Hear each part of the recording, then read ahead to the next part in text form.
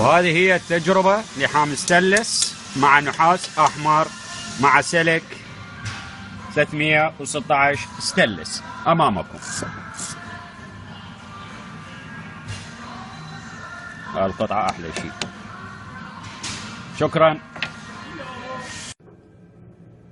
هاي أمامكم القطعة ستانلس ونحاس أحمر سلك 316 ستانلس لحام تيج دي سي.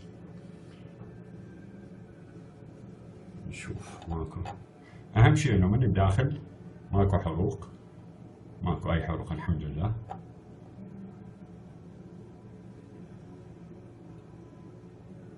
راح أقدم لكم درس كيفية لحامها إن شاء الله. فحص إتلافي للقطعة.